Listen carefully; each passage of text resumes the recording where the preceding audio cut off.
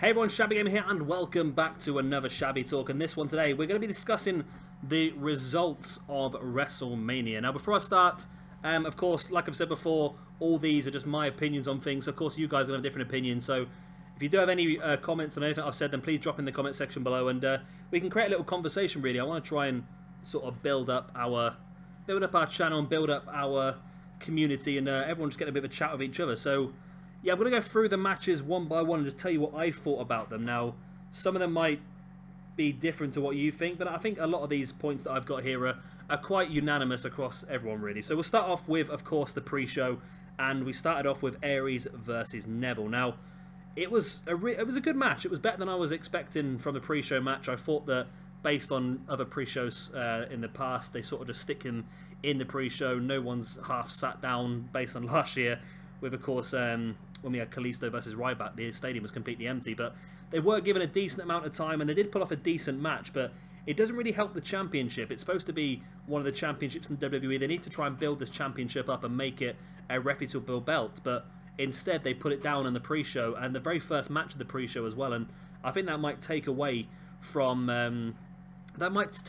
really from the belt itself and the momentum that belt was building. Since the Cruiserweight Classic, the Cruiserweight Championship has sort of been dwindling a bit. It's been stuck on 205 Live, it's been stuck on pre-shows, and we've not really seen the rise of the Cruiserweights that we're really hoping for. So hopefully now, as time goes on, Neville can continue to build up and continue to bring the Cruiserweights with him. And that is exactly what I said was going to happen in the preview I did. I said that Neville would win, and I think this Neville-Aries feud will continue going forward. There were a few things. One thing that I noticed straight away was, and this has nothing to do with the match, this is just the arena in general, the ramp was so bloody long. It was incredibly long, and it makes you wonder, doesn't it, how long it was going to take people to get to the ring. No wonder the show ended up going 5 hours, because it just took everyone so long to get back and forth. But it was a good high-paced match. Heel Neville for me is fantastic, and the face Austin Aries was fantastic as well. The two of them combining in that match was really good. That German suplex that Neville did to Aries, oh my god. Folded him in half. I thought Neville was going to break his neck, and then Neville's red arrow was a little bit flat as well, and I thought that could have hurt him. But it was, in all, it was a pretty good match. It was probably the best match I think I've ever seen on a pre-show, but still, being on the pre-show didn't really help it too much. Next up, of course, we had the Andre the Giant Memorial Battle Royal. Now, what can I say about this Battle Royal? Oh my god. Oh my god. Why? Just why? Just why, WWE? Why do you do this to us? You had Braun Strowman. You had The Big Show, who'd confirmed this was his last WrestleMania. You had Dolph Ziggler, who's desperate for momentum. You had Sami Zayn, who's desperate for momentum. Even Luke Harper in there, who has just completely died a death since Vince decided he didn't want him in the main event in Mania. Yet you give the match to Mojo Rawley. Why? Oh, I cannot believe it. And not only that, but for the final three to be Killian Dane, which I was really hoping was going to win, Jinder Mahal, and Mojo Rawley, it really, for me, it took away from the credibility of that Battle Royal, that trophy, because it sort of made sense early on, everyone eliminating the Big Show and everyone eliminating Braun Strowman. That sort of made sense for me, but it was just, I just did not understand that ending, and I think the whole point of that ending, really for me, was just to have that Rob Gronkowski guy, whatever his name is, jump the barrier. That was the only reason I think that Mojo won that match, is because they wanted that celebrity input in Mania with Rob Gronkowski, whatever his name is. And I honestly think that's the only reason they did it. And I don't know if it's going to help Mojo at all. I don't know if Zach's going to come back and they're going to continue tagging together or what. But for me, I was just depressed. I really was. There was so many people in that match that really could have done with that momentum, and they've given it to me. Well, they've given it to me, one of the least likable people on the roster. I can't stand Mojo Rawley. He really is just annoying to me.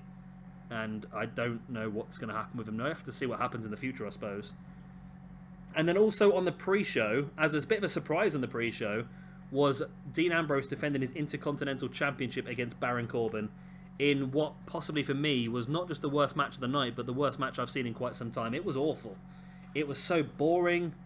It was just a massive disappointment. Now, I know that this match wasn't really one on paper that people were really looking forward to, but in my opinion, if they'd made it a no-holds-barred match or a no-DQ or a Falls Count Anywhere, it could have been a very good match, but it ended up being a single standard match. It was pretty boring. The ending was pretty boring. It was just like a match on SmackDown, to be honest with you. And I mean, for me, they missed the trick. You had Baron Corbin debut last year at WrestleMania. He won the Andre the Giant Memorial Battle Royal. He's had a fantastic year. He's grown. He's developed as a wrestler. And then the year on, the next year's Mania, for me, it was set out perfectly for him to win the Intercontinental Championship, win his first bit of gold in the WWE, and they dropped the ball on it. And I can't understand why. For me, Ambrose is becoming very, very stale. And the Intercontinental Championship is becoming very, very stale.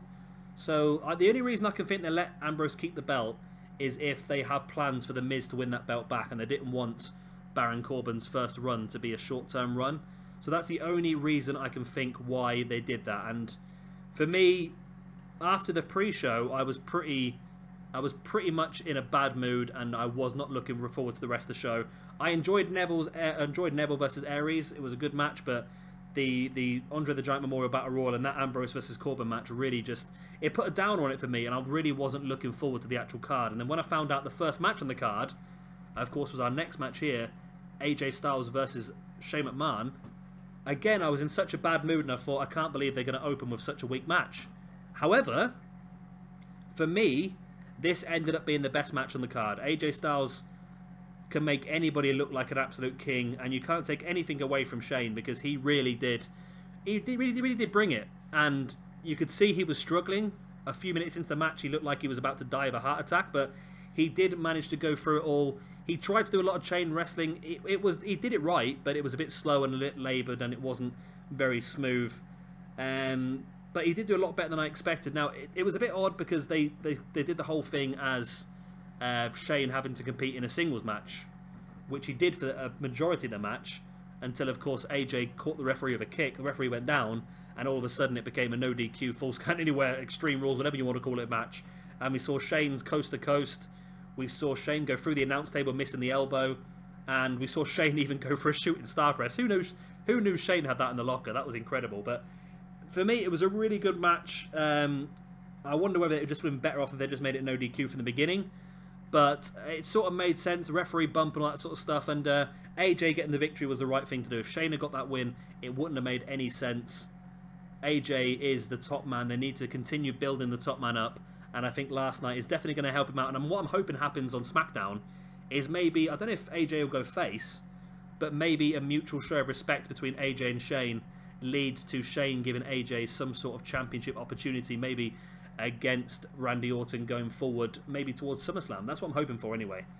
And straight after that match, we did have Kevin Owens versus Chris Jericho. Now, the crowd in this one was a bit dead, I think, from the... I think they were a bit exhausted out by the first match. They were a little bit dead.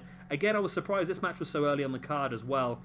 And, I don't know, it was a good match. Don't get me wrong, it was a good match. But I think, on paper, I really expected a lot from this match. And I think it didn't really match up to my expectations. It was a good match.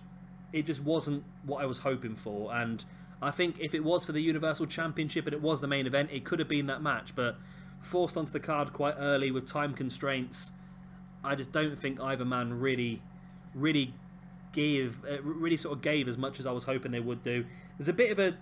Some people are quite happy with the finish I've seen on Twitter, but I wasn't. I think it was a bit slapdash. It was the powerbomb on the apron, and then it was a few seconds before Owens managed to position him for the pin. I think it would have made more sense if Owens had gone for the powerbomb on the apron, then maybe brought him in and went for a pop-up powerbomb and won it that way, but I don't know, I just wasn't overly happy with it. It was a decent match, but just not what I was hoping for. And I would imagine now, I think Jericho's still booked up until Payback, so I would imagine that Jericho versus Owens might be another rematch for Payback, and hopefully that'll be the match that I was expecting.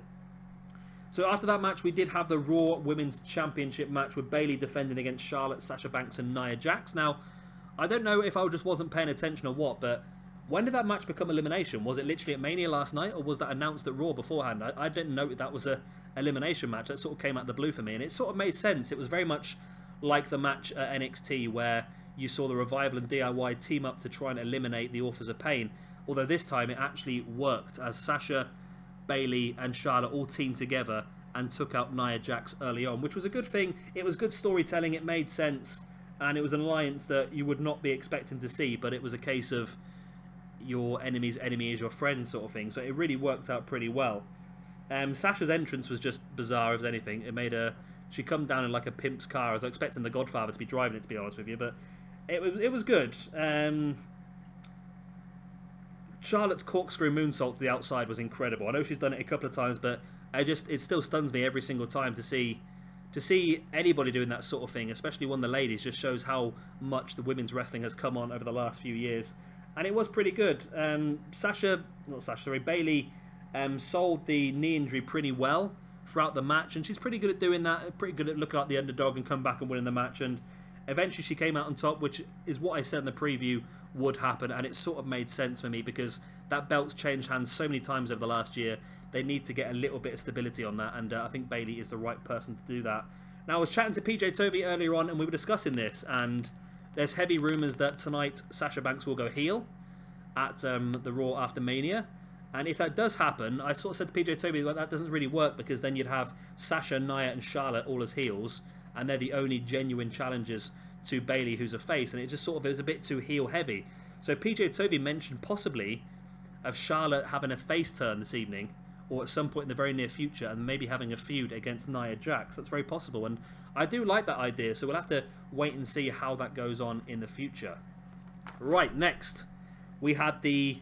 Wow, yeah, this was incredible. This was supposed to be the triple threat ladder match you see on the screen in front of you. However, I have not been able to get a new picture for it. But we saw the New Day come out at the beginning in their ring gear, and you heard the crowd shouting delete when New Day mentioned it was going to be a fatal four-way. But I was sat on my sofa with beer in my hand thinking, nah, it's just going to be the New Day forcing their way into the match. It's not going to be anything like that. And then all of a sudden the music hit. Oh my god. Oh my god. It was just one of those moments that... It was one of those moments that makes you realise why you enjoy wrestling. It was one of those moments that, for a change, WWE got it right.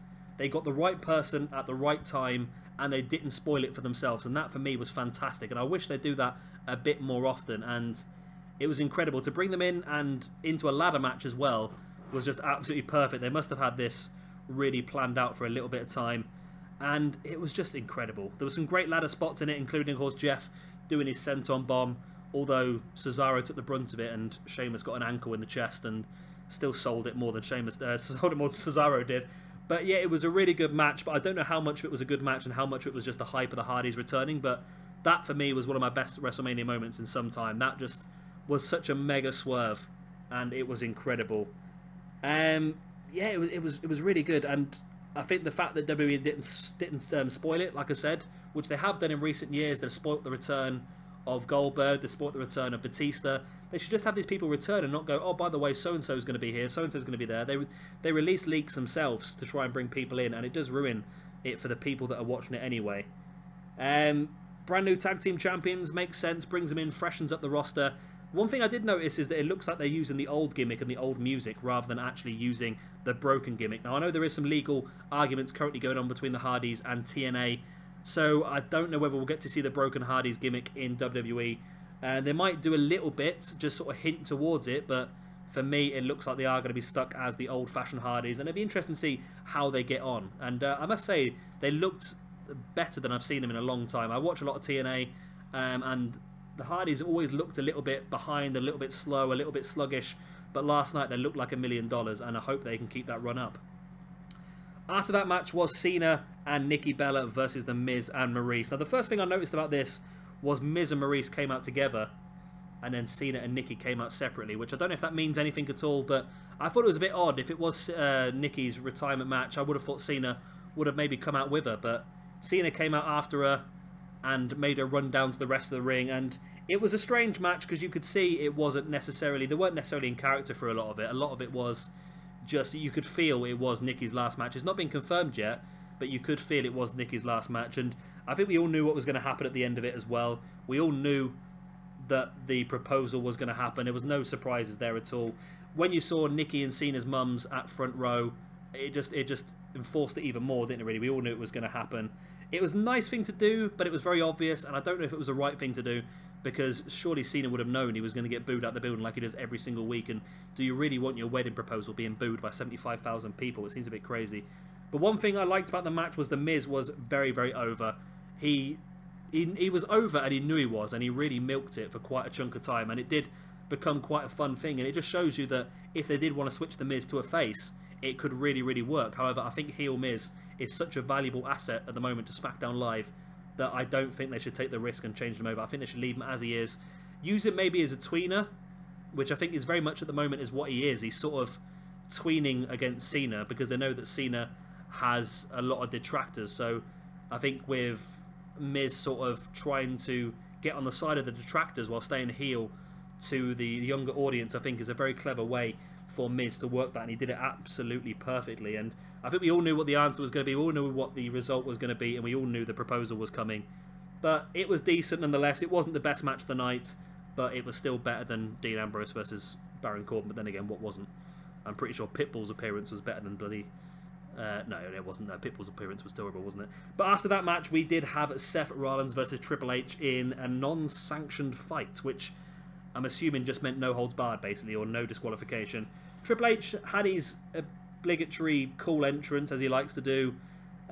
Police cars and, well, police bikes and his own bike coming down to the ring. It's exactly what you'd expect from Triple H. He always goes heavily out for these entrances now at WrestleMania, doesn't he? Seth's entrance wasn't as over the top, but Seth's entrance was very clever. Of course, he came out with a flaming torch. He then touched it down to the area in front of him, and the flames went all the way down to the ring. And basically, as PJ Tover mentioned to me afterwards, they copied our Mayhem Arena. That's essentially what they did, but it was quite good symbology because essentially Seth came out and sort of with the torch and said, look, I'm taking the torch from Triple H here this evening, and Triple H did pass the torch with that victory for Seth Rollins. So it was a pretty cool match. We saw Stephanie go for a table, which is always a cool thing to see. For me, it was exactly what I said in the preview once again. I said that Triple H would go for the knee early and Seth would sell it the whole way through, and it would be quite a slow match, and it was. And again, it was a little bit boring to what I was hoping for, but it was effective. The torch was passed, and now hopefully Seth can continue on and maybe do something a little bit different. Maybe continue his feud with Samoa Joe, or maybe start something new. Who knows what is in the future for Seth Rollins, but I was happy. But it was just a bit slow and boring for me. I was looking forward to that match for quite some time, and it was very much Triple H's style. He is the ring general. It's very much the same as if you saw NXT, very much the same as the Bobby Roode Shinsuke Nakamura match, and it just shows how alike those two guys are in the ring. Now, the next match after that, of course, we had our first championship, well, our first World Championship match, let's say, and it was Bray Wyatt defending the belt against Randy Orton. Why would they take the belt away from Bray? What sense does that make? Why? What is the point? Does anybody know what the point was? Unless they're going to move Bray over to Raw, I can't see the point in what they did. Because that makes absolutely no sense to me. Bray won his first ever World Championship at Elimination Chamber and couldn't even keep it past one pay-per-view. And what does having Randy have the championship make for anybody? It doesn't make any sense. Bray, for me, was the guy that a lot of us people were behind. We really wanted to see him have a good, dominant run. And I was looking forward to the prospect of Bray versus Dean Ambrose, maybe Bray versus AJ Styles moving forward. But no.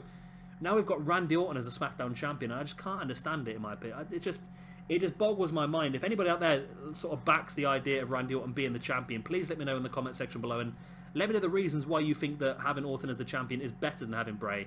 I know he's a more experienced hand, and I know he's a bigger name. I don't know if they're worried about going into... Because I think the chunk after WrestleMania is when a lot of people sort of stop watching for a chunk of time. They like the build-up to Mania, and then afterwards there's sort of a chunk of time when nobody really pays that much attention. And maybe they think having a bigger name like Randy Orton might keep the audience around. But I don't know. I would have kept Wyatt as the champion. I think that his character has developed so much over the last few years, and he has developed so much over the last few years. These quality of matches are getting better and better as well. Orton, for me, is a bit lazy in the ring. Doesn't seem to want to try anything different now. It seems to be just RKO, RKO, RKO. And it's all this out of nowhere crap. And it's getting a bit tedious for me. And I don't know. I just would have rather seen Bray keep the championship. And I think some of the stuff was quite cool. Bray's entrance was great. The Fireflies and all sorts was fantastic. Not much, obviously, put into it by WWE. All they've got to do is turn the lights off and the crowd do the rest. But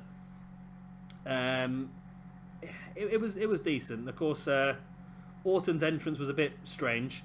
Orton obviously walked down the ramp with a Viper, it was supposed to be, underneath his feet. But for me, the Viper's tail was too short and it just looked like a brown sperm to me. That's what it looked like to me. But that's just my opinion. And some of the stuff that happened with Bray when he was doing his backwards crab and the ring turned into maggots or worms or beetles. I thought that was really cool. PJ Toby didn't like it, but I thought that was really cool. It was very much like the Undertaker used to do. It's just getting in the head of your opponents, and I think it was a real cool moment. And you heard the crowd go "ooh" afterwards, and it got a crowd reaction, which is the best thing you can possibly do. But for me, the ending was very anticlimactic. It just came out of nowhere, as it does with Randy Orton, but it wasn't a very good ending for me, and it wasn't a very great match. And I just hope they give Wyatt the championship back sometime in the near future, because I just don't think that having Randy as the champion is really going to help SmackDown. I really don't, and I think they need to look at it, and they need to start pushing the newer generation, because they are trying to grab the brass ring, but nobody's letting them have it. It seems that every time somebody grabs a hold of one, somebody lubes it up and they slip out of control of it, and it just makes no sense to me. Now, talking of making no sense to me, they put straight after that match Lesnar versus Goldberg. Now, this match for me was a lot better than I was expecting. It still wasn't great. It wasn't a match that we're going to remember for years and years and years, but it was better than I was expecting. But it went for about 5 or so minutes. Of course, Lesnar finally got the victory against Goldberg and walks out with the Universal Championship, which is what we all expected. Goldberg can now go back into retirement and go back to his home wherever he lives, and the nurses can continue looking after him because he can't take a single bump. It was just, what was it? Lesnar hit 10 German suplexes and an F5. Goldberg hit so many spears and a jackhammer, and there just wasn't a lot to this match. And it was, a lot of people really liked it, and it was a decent match. It was a fun little match for a short period of time, but there wasn't any variation to it. There wasn't a lot to it. It literally just was spear German, spear German, spear German, F5, spear German, spear German, spear German, jackhammer, spear German, F5 victory. It was just, there wasn't much to it for me, and whether they'll have a rematch, a payback, I don't know. I know Lesnar has been announced for the payback pay-per-view, so he'll definitely be defending the championship, but I can't imagine Lesnar's going to lose that belt anytime soon. I think he'll have that for quite a chunk of time now. But you never know, stranger things have happened. They let Randy Orton take the belt away from Bray Wyatt, so why not let somebody take that belt away from Lesnar straight away? But yeah, not really much I can say about that match, to be honest with you. My favourite moment of the match was when Goldberg went for the spear and Lesnar jumped over the top. I thought that was real good show of agility by Lesnar, but I'd say Lesnar's got so much ability and agility like this, but we don't ever get to see it because he's become very one-dimensional now, and it becomes quite boring. Like when he first came back and he started doing all these Germans, and he was Suplex City came about, and it was quite entertaining. It really was, and you look forward to his matches, but now it's become very much one-dimensional for me. It's become very much the same every single pay-per-view, and I'm becoming a little bit bored of it, to be honest with you. Now, after that match, sandwiched in between that and the main event, was the SmackDown Live Women's Championship match. Don't know what happened to that. It went from being on the pre-show to being the second last match of the evening, and the women did not disappoint. They put on a very good match, actually. It was a lot shorter than I was hoping for, but we had Alexa Bliss, Becky Lynch, Mickie James, Carmella, Natty Neidhart, and of course Naomi. Now, I said in the preview that I was sure that Naomi was going to win. She gave up the championship for an injury. She made it back for WrestleMania in front of her home crowd. It was always going to happen. WWE were not going to miss out on that opportunity to give her the belt, and they did give it to her. And it was a good match. It was fast-paced. There was a lot of good spots.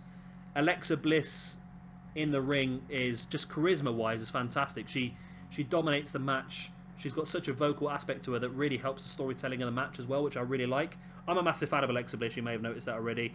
Naomi's submission to win the match was very good. I quite like that, and I like the fact that all the women are starting to really improve their movesets and get a lot more varied movesets, and it's amazing to think that all those ladies in the ring could probably out-wrestle both Goldberg and Brock Lesnar. They've got the ability to out-wrestle the pair of them, and yeah, I'm quite happy. I'm quite happy they weren't on the pre-show, because they deserve to be higher up, because they've been one of the best things about SmackDown and one of the best things about the WWE over the last year, and they really deserved the reward they got. And I was happy to see them get the reward, and they were all very happy in that match as well. And like I say, well done to Naomi winning the championship. And then we come to our main event. Now this one I'm sort of back and forth on. I don't quite understand how I feel about this main event anymore. Now, I said in my preview that I thought that Roman Reigns should win, and for the sake of the part-timers versus the main roster guys, I still back that up. He should have won the match, because he is now going to benefit from that momentum where Taker was not. However, when it comes to light that match last night was Taker's last match, his retirement match in the WWE, he main evented WrestleMania, he should not have lost. Honestly, he should not have lost. That should have been his last send-off. That should have been him getting his last big victory, getting the crowd's ovation behind him. He's just gone out on a loss to one of the most hated wrestlers in the WWE, and that stings a bit. Like I said, if it wasn't going to be Taker's last match, I wouldn't have a problem with it. But since that is Taker's retirement match, as you can tell by the fact that he left his gloves, he hung up his gloves last night, left his gloves, his coat and his hat in the ring, went completely out of character, went and kissed his wife in the front row before disappearing down the ramp. It was such an emotional moment, and for me, it just made no sense. The only way I would accept what happened last night is if the whole thing was the Undertaker's idea. If Undertaker went to Vince and said, look, I'm going to retire this year. I want to face off against Roman Reigns. I want Roman Reigns to defeat me, and for the good of wrestling, that's what I want to happen. If that had happened, then I'd be quite happy for it to happen. But for me, I just would have much preferred Taker to get a fantastic last match, maybe against someone like Sting, maybe pick up the victory, get the cheer from the crowd, and then make a retirement then. But for me, it hurt. It really did. I must admit, I became very emotional last night just watching it, because it was such a sad moment. Somebody that I have been a massive fan of since I ever started watching wrestling, to see him walk up the ramp like that, and you can see he was struggling to walk. That match really took it out of him. It was a highly emotional moment for everybody, and it was really sad. I just wish he would have got the send-off that he really deserved, and he just didn't get that, in my opinion. And I think it's not going to help Reigns at all. If WWE think that Reigns winning that match was ever going to help him, then I think they're very much mistaken. And I think that Reigns tonight on the Raw After Mania, unless Reigns turns heel, there's going to be some serious problems, I think. But we'll have to wait and see what happens. Now, I probably will do a little review of the Raw After Mania if it's a good one, and that'll be up tomorrow, hopefully. But yeah, let me know what you think in the comment section below about what I've said about these matches. Do you agree with me, what I've said? Do you disagree? Do you have any questions, any comments, whatever you want to do? Just drop them down in the comment section below. A few little bits to finish off, though, that I actually forgot to say. Tom Phillips filled in last night for Manalo Ronaldo, whatever I can never say his name. Mauro Ronaldo, whatever his name is. And he did a very good job, Tom Phillips. And I've got a feeling that he might continue on as the permanent commentator, because I don't think that Ronaldo's coming back, to be honest with you. Whether that is, as the rumours said, his bipolar disorder being triggered by on-screen and off-screen bullying from JBL, is still yet to be seen, but we'll have to wait and see what happens. I was very confused with the order of matches, but I suppose it sort of makes sense in the long run. And for me, I just didn't understand I understand it now, but Taker versus Reigns being the main event was a little bit of a shocker for me. But bearing in mind at the end of it, we figured out that it was Taker's last match, sort of made sense. But that does mean now that Reigns has now headlined 3 successive Manias. And if the rumours of Reigns versus Lesnar next year are true as well, Reigns would have headlined 4 Manias in a row, and I don't think that's right. I don't think anybody, no matter how good you are, should main event 4 Manias in a row. There's a lot of fantastic wrestlers in the WWE, and they all should be given the opportunity. Next year, for me, AJ Styles should be in that headline position. He's done very well the last couple of years. He's faced Jericho, he's faced Shane McMahon. He stole the show last night, and he should be given that opportunity. And also a little bit of news I found out today, just a little random bit on the top. Good old JR has re-signed with WWE, but I might do a separate video on that. I don't know if I got enough material on that, but yeah, good old JR signed with WWE for another 2 years. So his match last night, when he called Undertaker's last match, was not his last in WWE. We're gonna have him around for another 2 years. Will he be on the commentary team, or will he be doing stuff for the network, or will he be backstage? I don't honestly know, but we'll have to wait and see what happens, and maybe we'll see him tonight on the Raw After Mania. So yeah, like I said, that's the end of this video. I hope you have enjoyed it. They won't normally be this long. It's just obviously because it was a WrestleMania one. It was quite a big one to get through.